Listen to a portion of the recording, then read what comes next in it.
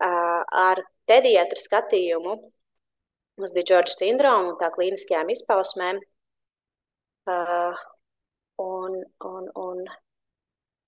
Un to, kā mēs novērojam, ko mēs darām, tātad Reto slimību koordinācijas centrā. Tātad vēlreiz iepazīstināšu ar sevi. Tātad esmu dr. Vasiļevskis, kas ir pediatrs Reto slimību koordinācijas centrā. Un jāsaka, ka DiGeorge sindroms ir tiešām multisistēmisks un var ietvert gandrīz jebkuru no orgānu sistēmām. Tāpēc aprūpe ir kompleksa, ir iesaistīti daudz dažādi speciālisti, kā, teiksim, piemēram, sākot no kardiologiem un ģenētiķiem līdz pat endokrinologiem, loriem, imunologiem. Ne katram no bērniņiem, no pacientiem būs nepieciešama visu speciālistu iesaiste, bet jo smaguma pakāpes ir ļoti atšķirīgas, bet tādos smagākos gadījumos var būt diezgan plašs šis arsenāls iesaistīts, lai tātad kontrolētu šo veselības stāvokli un ārstētu iespējamās komplikācijas. Šogad arī ir atjaunotas starptautiskās prakses rekomendācijas 22Q pacientiņiem ar tātad 22Q delēzijas sindromu, kas tad arī ir par tāds tā kā vadlīnijas, tā kā pamats tam, kuras orgānu sistēmas, cik bieži mēs monitorējam, kam mēs pievēršam uzmanību konkrētos vecuma posmos, kas ir kā palīgs, un kuru tātad tapšanā ir piedalījušies arī starptautiski speciālisti un daudzas valstis. Tad šis ir arī par pamatu šīs dienas prezentācijai. Šodien apskatīsim dažādas organisma sistēmas, iespējamās izpausmes un kāda varētu būt pārstēšana un novērošanas taktika. Nedaudz vēl pieskaršos par terminoloģiju. Tātad 22Q ir visizplatītākais mikrodelēcijas sindroms, un tas sastopams vidēji vienam uz 2148, citos avotos līdz 3000 dzīvi dzimušajiem. Tā aptuveni rēķinot, ja Latvijā iepriekšējā gadā piedzima nepilni 16,000 bērniņu, tad tie vidēji varētu būt 6-7 bērniņu gadā. Ne visiem diagnoze tiek noteikti jaundzimušo periodā, ja, teiksim, ir izteikta sirdskaite vai kādas citas nopietnas patoloģijas, tad šī diagnoze, protams, tiek noteikti ātrāk, bet vieglākos gadījumos pacienti var pat līdz ģenētiķim nonākt daudz vēlākā vecumā vai pat reizēm nenonākt. Jā, tātad no sistēmām, kas tiek iesaistītas, tās ir liela daļa ir iedzimtas patoloģijas, kas ir strukturālas, anatomiskas izmaiņas, tad varbūt kognitīvi, uzvedības traucējumi. Un agrāk dažādas simptomu kombinācijas apzīmē ar dažādiem nosaukumiem, tā skaitā DiGeorge sindroms, velokardiofaciālais sindroms. Šobrīd korektāk šos visus sindromus klasificē zem 22Q delēcijas sindromu, bet šodienas gaitā un šīs konferences ietvaros tātad gan DiGeorge sindroms, gan 22Q delēcijas sindroms tiks lietot kā sinonīmi, lai tā kā nemulsinātu jūs, bet pēc jaunās klasifikācijas pareizāk būtu lietot šo 22Q. Tad sāksim apskatīt orgānu sistēmas. Tātad viena no tādām visbiežāk iesaistītajām ir sirds un asinsvadu sistēma, par kuru mums arī šodien profesora Lubau, mūsu bērnu slimnīcas bērnu kardiologs, pastāstīs sīkāk, bet tādam ieskatam, kad sirdskaitas tiek novērots 2/3 pacientu. Un visbiežāk tā ir halotetrāda vai pārtrauc aortas loks, kā arī citi sirds defekti, kas var būt pirmā izpausme, pirmais tāds norādījums, ka jādomā par Džordža sindromu, un arī jau agrīni iespējams nepieciešama operācija vai ārstēšana, kas tātad palīdz šos gan apasiņot organismu audus, gan vispārējo stāvokli uzlabot. Bet vēl var būt asinsvadu gradzens, kas ir arī anatomiski struktūrāla izmaiņa, kas var saspiest traheju, elpvadu un barības vadu. Tas var radīt tādus simptomus kā stridoru, jeb skaļu ieelpu, skaņu pie ieelpas, skaļu elpošanu un barošanas rīšanas grūtības. Šajā attēlā varam redzēt, ka ja, teiksim, normāli aorta tātad iet pa šādu ceļu, šeit mums ir barības vads, šeit mums ir elpvads, tad asinsvadu gradzena gadījumā tad ir papildus šāds te asinsvads, kas, teiksim, var arī saspiest strukturāli un mehāniski šo barības vadu un traucēt un izraisīt simptomus. Šeit tātad mums agrīni iesaistīsies un palīdzēs kardiologs, kardioķirurgs un citi speciālisti. Tad nākamā lielā tāda orgāna sistēma ir augstslējas un valoda. Augstslēju defekti arī novēroti 2/3 pacientu. Tā var būt slēpta augstslēju šķeltne, tā var būt kombinēta augstslēju un lūpu šķeltne un raksturīga velofaringiālā disfunkcija. Ko tas nozīmē? Tā ir rīklas sienas un mīkstās augstslējas nenoslēdzas runas laikā. Tātad, ja normālos apstākļos mums no elpvada skaņa iet caur muti un tikai caur muti, tad šīs nepietiekamības gadījumā tātad skaņa iet gan caur muti, gan šī nenoslēgšanās dēļ arī caur degunu. Tas var radīt hipernazalitāti, jeb nazālu deguna pieskaņu runai un var radīt kompensējošas izrunas traucējumus, kā arī sliktu saprotamību, kad pacients runā. Kopumā valodas attīstības un ekspresīvās valodas attīstība ir kompleksa komunikācijas traucējumi. Struktūrāls izmaiņas ir tikai viena no izpausmēm, viens no tātad riska faktoriem. Protams, tas kombinējās arī ar neiroloģiskiem traucējumiem, ja tādi ir, un arī ar dzirdes traucējumiem, kas, teiksim, var rasties atkārtot vai kronisku vidusceļa iekaisumu gadījumā. Dzirde var pasliktināties un attiecīgi arī valodas apguve tiek traucēta. Un arī, protams, kognitīvās funkcijas, kas ir kopējais intelekts, sapratne un mācīšanās. Tā kā tas viss kompleks ietekmē šo valodas attīstību. Ko mēs varam darīt?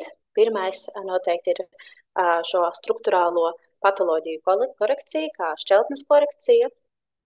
Daudziem ir nepieciešama intensīva runas terapija jau agrīni ar audiologopēda iesaisti, un progress var būt lēns.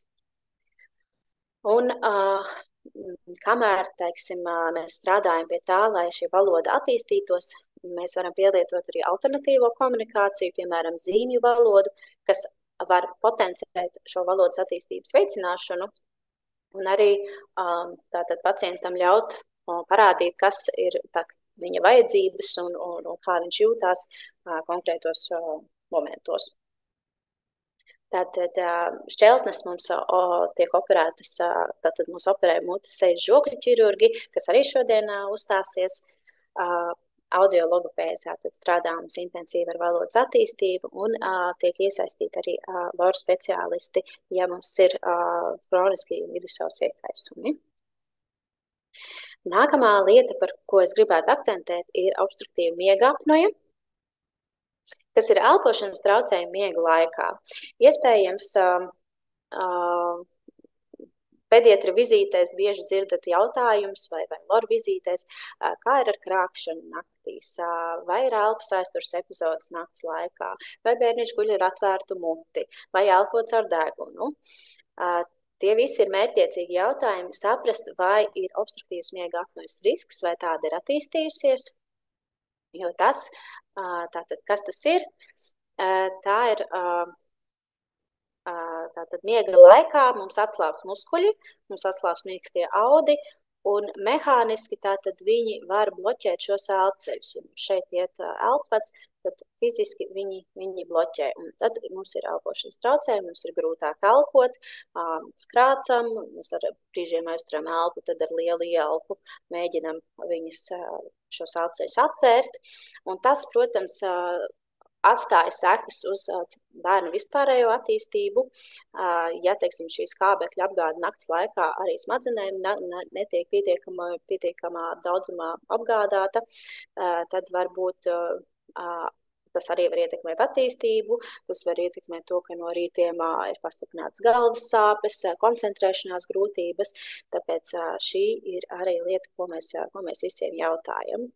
Tādi riska faktori, kas miega apnojai ir, ja ir uz aizmuguri novietots apakšžoklītis, ja, tātad apakšžoklis šajā vietiņā ir vēl vairāk uz aizmuguri. Un, ja ir izteikti zems tonus šajos rīklas mutes dobuma muskuļos, potenciāli arī šī miega apnoja var attīstīties vai pasliktināties pēc tam, kad ir koriģētas augstslēgas, tāpēc būtiski ir simptomus un sūdzības izvērtēt gan pirms, gan pēc operācijām. Arī palielinātas mandeles, gan augstslēju, gan adenoīdi var potenciēt šos traucējumus un arī mehāniski traucēt elpot, tāpēc mazbērnu periodā var palīdzēt arī augstslēju mandeļu operācija, jeb mandeļu izņemšana sadarbībā ar LOR speciālistiem. Bet tomēr viegla vai vidēji smaga apnoja joprojām ir problēma ar paaugstinātu komplikāciju risku, kas var saglabāties arī pēc visām operācijām un pēc visām korekcijām, ko teiksim, esam mēģinājuši izdarīt. Tad iespēja arī šajā attēlā varam redzēt, ir elpceļu aparātiņam, ko pacientiņi saņem nakts laikā, kas palīdz uzturēt šos elpceļus atvērtus un tādējādi uzlabo arī gan skābekļa piekļuvi, gan asinsapgādi un novērš šīs arī komplikācijas no tā, ka skābekļa trūkuma.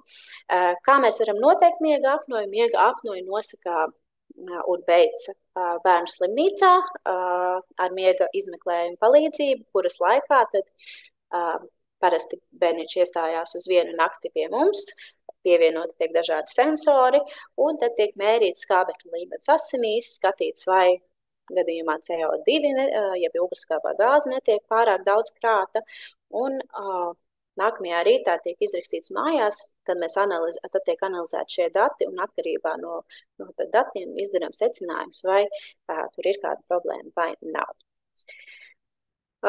Tātad pirmais speciālists, kas šo izvērtē, ir pediatri, ģimenes ārsti arī reizēm, un tad jau iesaistam miega speciālistus, lorus un arī citus speciālistus.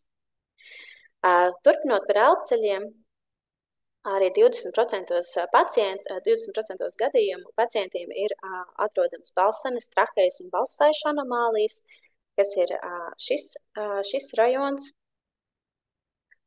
kas var izpausties ar šo skaļo elpošanu, jeb spalgo ieelpu, tādu dīvainu skaļu elpošanas laikā. Var arī ar aizrīšanās epizodēm izpausties. Un reizēm nepieciešama arī papildus skābekļa terapija, ja šie traucējumi ir izteikti un traucē. Un nelielai daļai var būt nepieciešama arī traheostoma, kas ir elpošanas trupiņi, kur ievieto šajā līmenī un kas palīdz tātad pilnvērtīgi elpot. Noteikti arī vizīšu laikā iztaujājam par to, vai ir ēšanas un rīšanas traucējumi, kas arī var, teiksim, ja mēs bieži aizriemies, tātad ēdiens nonāk elpceļos un var radīt iekaisumu un jau arī ilgstošas tādas nepatīkamas komplikācijas un izmaiņas. Un šeit mums noteikti palīdz gan pulmonologi, jeb plaušu ārsti, gan loru speciālisti. Par ausīm un dzirdi runājot, ir paaugstināts risks atkārtotiem vai kroniskiem vidusceļu iekaisumiem. Tātad, ja tie ir bieži vai ilgstoši, tie var radīt vieglas pakāpes dzirdes traucējumus. Var būt arī iedzimtas iekšējo ausu kauliņu anomālijas, iekšējā ausu. Tātad mums ir kauliņi šeit, un arī īpatnība tajā, ka ir šauri ausu kanāli, var veicināt sēru uzkrāšanos, kas arī ietekmē dzirdi, ja mums šie sēra korķi nobloķē tātad ausu seju, un dzirde tiek atkal izmainīta, jo skaņas pārvedi izmainās. Vizuāls ausu īpatnības, šīs mazās austiņas, tas vairāk ir vizuāls, tā teikt, efekts, bet šie tātad visi struktūrālās izmaiņas tātad var radīt šos dzirdes traucējumus.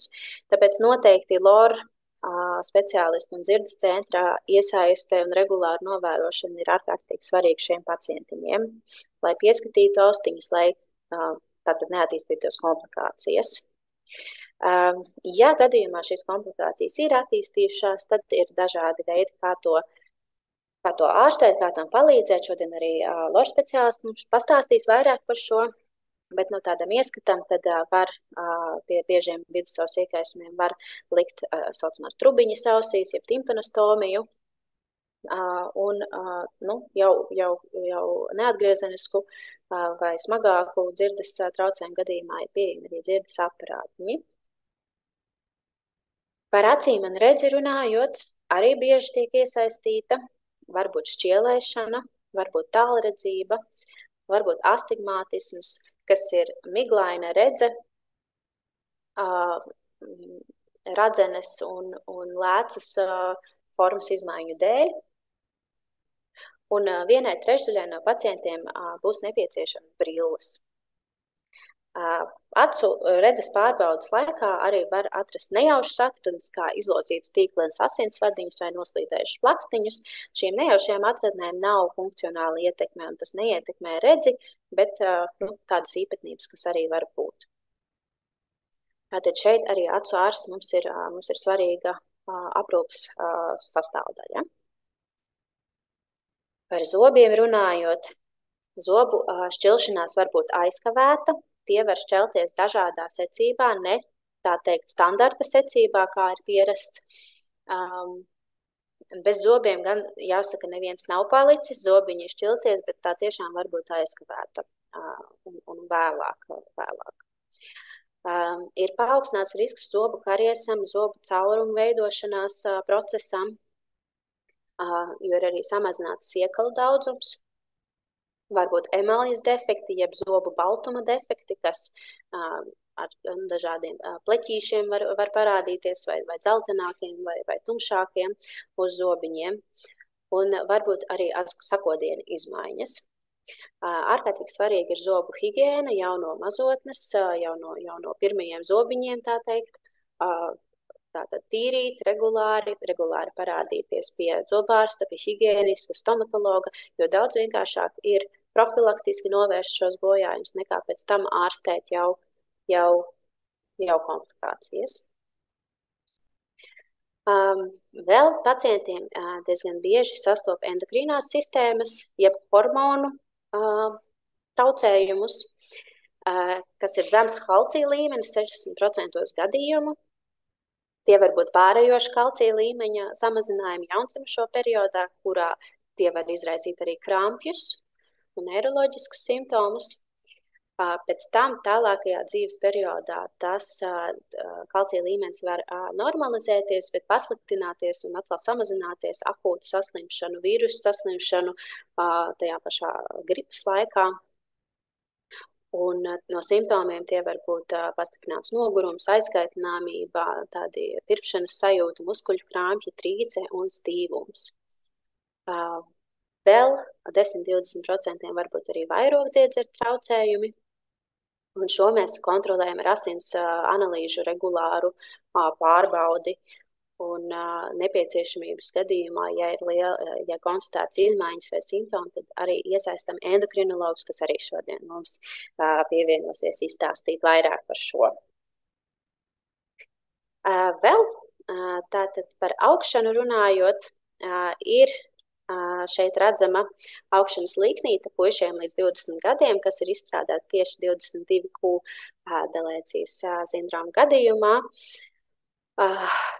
Šeit mēs varam ar pārtrauktajām līnijām ir redzama populācijas, tā teikt, augšanas parametri, un ar nepārtraukto līniju, tātad 22Q, ko mēs varam redzēt, kad nedaudz mazāki augumā šie mūsu pacientiņi ir, bet neteiksim, kad ļoti, ļoti izteikti. Tad parasti ir redzama lēna augšana zīdaiņa vecumā un agrā bērnībā. Pēc tam šis svara pieaugums uzlabojas, bet saglabājas mazāks augums. Pieaugušā vecumā pacienti ir nedaudz īsāki nekā vienaudži, kā arī to redzam šajā līknītē. Augšanas problēmas var veicināt ēšanas grūtības, ja mums nav pietiekama kalorāža, nav pietiekami daudz kaloriju. Tas, protams, atsaucas uz kopējo augšanu. Un tāds augšanas hormonu deficīts, kas ir hormons, kas veicina augšanu mūsu organismā, tāds gan ir sastopams reti, bet jebkurā gadījumā ir regulāri jāsako līdzi bērnu svaram un garumam, vai to dara ģimenes ārsts, vai to dara pediatrs, vai to dara endokrinologs. Visiem ir jāsako līdzi, un ja parādās būtiskas novirzes, tad arī iesaistam endokrinologus un meklējam un skatāmies, kas varētu būt par problēmu, jo neliels auguma deficīts ir tā kā sagaidāms, bet jāskatās uz katru pacientu individuāli. Bieži sastopami gremošanas trakta traucējumi. Bieži tās ir trūces, diafragmas, nabas, cirkšņu trūces, šie ēšanas un rīšanas traucējumi, kas var pat būt tik smagi, kad ir nepieciešama arī zondes barošana. Tā var būt atveļņa slimība, kad no kuņģa saturs uznāk atpakaļ pa barības vadu, līdz pat rīklei. Tie var būt aizcietējumi, un tās var būt arī vēmšanas epizodes, kurām nav, teiksim, cita izskaidrojuma. Reti tās var būt iedzimtas anomālijas, gan barības vada, zarnu, anālās atveres tātad sašaurinājums vai pat neesamība. Un ir arī reti, bet ir šīs autoimunās gremošanas trakta slimības, kā piemēram celiakija. Tāpēc daudz simptomu uzlabojas laika gaitā un ar gadiem, bet šie simptomi un šīs sūdzības ir rūpīgi jāizvērtē. Jāmin arī, kad ir aptaukošanās risks pusauģa vecumā, tāpēc ļoti būtiski arī jau no mazotnes pieturēties pie veselīgu uzturprincipiem, pie fiziskajām aktivitātēm, lai tas ieietās kā tādā disciplīnā, kā tāds pieredums, kas visas dzīves laikā tad, uz ko mums ir, kas mums ir, tā teikt, ieguldīts jau no mazotnes. Šo gremošanas trakta traucējumu gadījumā mums var palīdzēt uzturu speciālists, kas ir pieejams arī reto slimību koordinācijas centrā visiem mūsu pacientiņiem, kam ir tāda nepieciešamība, un nepieciešamības gadījumā arī gastroenterologs var palīdzēt. Par nierēm un dzimumorgāniem runājot, 15% pacientu arī šeit var sastapt izmaiņas, varbūt hidronefrozi, ja palielināta nierīte ar atteces traucējumiem, var būt neattīstīta nierīte, var būt daudz cistu nierēs, retāk var būt urīnpūšļa anomālijas, kurās tātad no urīnpūšļa urīns refluksa veidā nonāk atpakaļ mierītēm, var veicināt urīnceļu infekciju attīstību.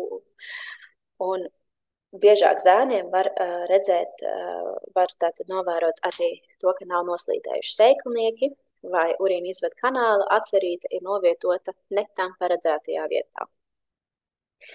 Reti, bet meitenēm var būt arī dzemdes un vai maksas neesamība. Un šeit mums tātad svarīgi ir veikt sonogrāfiju vēderdolguma diagnozes brīdī, tad, kad mums ir noteikta.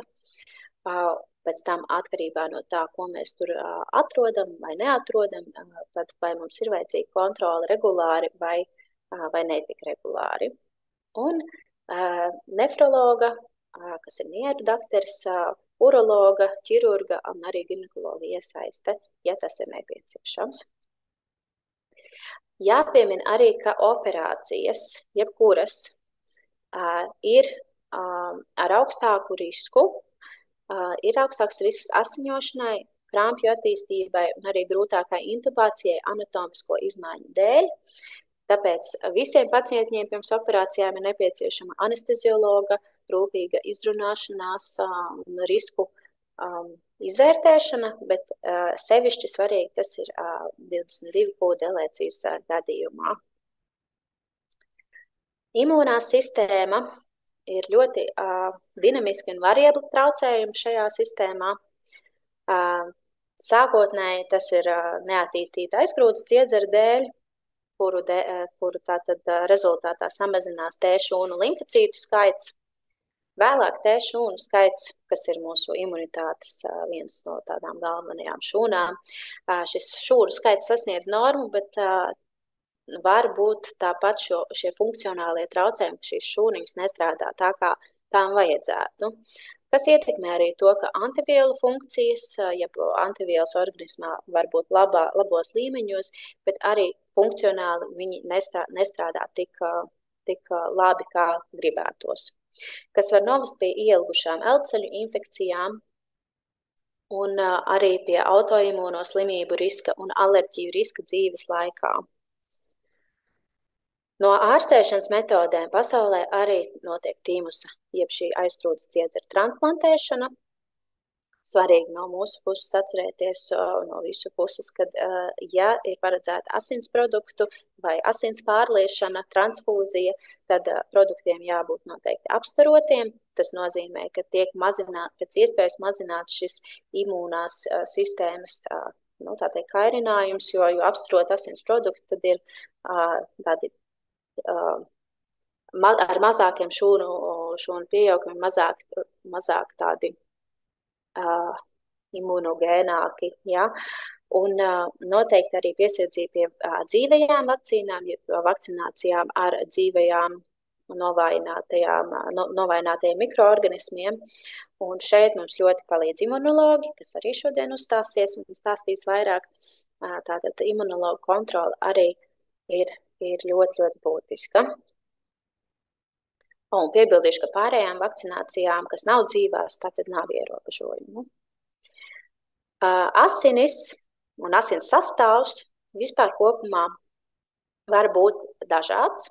Bieži ir samazināts trombocītu skaits, kas var progresēt. Trombocīti mums atbild par asins recēšanu, ja, teiksim, mums ir brūce, tātad, lai viņi neturpinātu asiņot, bet lai tur izveidotos arī tātad asiņošana apturētos un būtu krevelīte. Tad, kas ar laiku var tātad palielināties, tie trombocīti var kristies. Zināmas pazeminājums var būt pieļaujams, bet ja ir bieži asiņošanas no deguna vai viegla ziluma veidošanās, tam arī jāpievērš uzmanība. Reti var attīstīties tātad pie šīs ģenētiskā sindroma varbūt arī Bernarda-Solie sindroms, kas jau var noritēt ar smagu asiņošanu. Tad, protams, taktika un novērošana daudz intensīvāka un tā teikt, nopietnāka. Risks ir arī citu asins šūnu samazinājumam, arī hemoglobīna, arī leikocītu samazinājumam, ko mēs varam redzēt asins ainā. Tāpēc vēl vēlreiz akcentēšu, ka asins analīžu kontrole ir būtiska un pieder pie tādiem rutīnas testiem pacientu aprūpē. Jāpiemina arī, ka ir palielināts onkoloģijas risks, tāpēc jebkuru jauni simptomi vai sūdzības ir jāizvērtē katrā vizītē. Šobrīd netiek ieteikta rutīnas uzraudzība, kur ar speciāliem skrīningu izmeklējumiem tiktu meklēti šie stāvokļi, bet simptomu gadījumā nepieciešama izmeklēšana. Un nepieciešamības gadījumā tātad arī tiek iesaistīts hematonkologs, tātad, ja mums ir zemi trombocīti vai kādi citi stāvokļi. Par balsta un kustību orgānu sistēmu runājot, bieži attīstās skolioze, jeb patoloģisks mugurkaula izliekums pusauģu vecumā. Šeit kā piemēru varam redzēt, ka mugurkauls izliecās un attiecīgi ietekmē gan gaitu, gan kopējo organismu stāvokli. Parasti tas attīstās vairāk pusauģu vecumā. Noteikti jāpievērš uzmanību sākot no 6 gadu vecuma. Sākotnēji to var mēģināt ārstēt ar fizioterapiju, ar koriģējošu korseti, stabilizējošu, un nepieciešamības gadījumā arī ar operāciju. Varbūt arī kakla skriemeļu anomālijas, nestabilitāte, var attīstīties locītavu iekaisums, kas ir locītavu sāpes, jeb artrīts. Un ceļa kauliņu izmežģījumi, polidaktīli, ja vairāk kā 5 pirkstiņi ekstremitātei, varbūt greizā pēda un citas pēdas anomālijas. Bieži arī var būt nespecifiskas sāpes kājās un pēdās. Nespecifisks tas nozīmē, ka nav īsti tāda strukturāla vai organiska vai cita noskāma iemesla, kāpēc šīs sāpes attīstās. Un šeit mums noteikti ķirurgi ir tie, kas palīdz uzraudzīt un palīdzēt. Skoliozes gadījumā tie ir mugurkaula ķirurgi, citu problēmu gadījumā tie ir ortopēdi. Un, ja tas ir artrīts, kas ir autoimūns process, jebkurā organisms uzbruk pats sev, tad arī reumatologu iesaiste var būt nepieciešama. No neiroloģiskās puses var būt šie zema kalcija izraisītie krampji, vairāk jaundzimušo periodā, zems muskuļu tonus un motorās un valodas attīstības aiztura, jeb kustību attīstības aiztura, kas tātad var izpausties ar to, ka bērniņi sāk vēlāk velties, sāk vēlāk sēdēt, vēlāk sāk staigāt. Un krampji, epilepsija var attīstīties pat līdz 15% no 22Q delēcijas pacientiem. Tātad šeit mūsu galvenais speciālists ir neirologs, kuri arī šodien mūs pagodinās ar savu klātbūtni. Par attīstību runājot, pirmsskolas vecumā biežāk būs šī sīkās motorikas koordinācijas traucējumi, šī motorās attīstības kavēšanās un valodas attīstības kavēšanās. Skolas vecumā tie var būt jau viegli intelektuāli traucējumi, bet vidēji IQ, jeb šis intelektu koeficients ir 85 līdz 115, un raksturīgi šīs mācīšanās grūtības, kas var būt tieši no tādos priekšmetos kā matemātika un valodas, un tāpēc arī funkcionālo speciālistu iesaiste kā audiologopēds, fizioterapeits, ergoterapeits jau no agrīna vecuma ir ļoti būtiski. Un attiecīgi, ja skolas vecumā mēs novērojam mācīšanās grūtības, tad arī mācību atvieglojumu piemērošana un reizēm arī specializētas mācību programmas piemērošana. No citiem simptomiem var būt bezmiegs, miega traucējumi, pastiprināts nogurums un arī uzmanības deficīta un hiperaktivitātes sindroma risks, arī autisku spektru traucējumu risks un trauksmes risks. Un šeit mums palīdz speciālists vārdā psihiatrs, kas var, tā teikt, arī piemērot terapiju, ja tas ir nepieciešams, teiksim, koncentrēšanās uzlabošanai skolas laikā, bet par to jau tad vēlāk mums arī pastāstīs psihiatri. Nu, ar to es arī vēlētos beigt secinājumi. Tātad pacienta aprūpe ir kompleksa un multidisciplināra. Un vienas vizītes ietvaros mēs tiešām mēģinām apskatīt visas iespējamos traucējumus, aktuālās sūdzības un pēc iespējas ātrāk arī uz tām reaģēt un sākt profilaktiski rīkoties. Svarīga un ārkārtīgi svarīga, gribētu akcentēt, ir sadarbība gan starp ārstiem savā starpā, gan starp ģimeni, vecākiem un ārstiem, lai pacientiem sniegtu labāko veselības aprūpi, kādu vien varam. Un tas viss nav iespējams bez regulārām vizītēm un šīs dinamiskās novērošanas, kur mēs redzam bērniņu ik pa pāris mēnešiem, ik pa reizēm gadā, kad viņi ir vecāki, bet šīs regulārās vizītes ir ļoti būtiskas, lai jau laicīgi visu mēs varētu labot un palīdzēt. Tas arī no manas puses viss. Paldies! Tad vai ir kādi, es skatos, ka ir kādi jautājumi. Tā, tūlīt paskatīsimies. Tātad, šis būs laikam vairāk ģenētiķim jautājums. Tātad pirmais jautājums ir, vai Latvijā tiek ņemtas analīzes jau grūtniecības laikā, lai noteiktu to, vai bērniņam ir šis sindroms vai nav.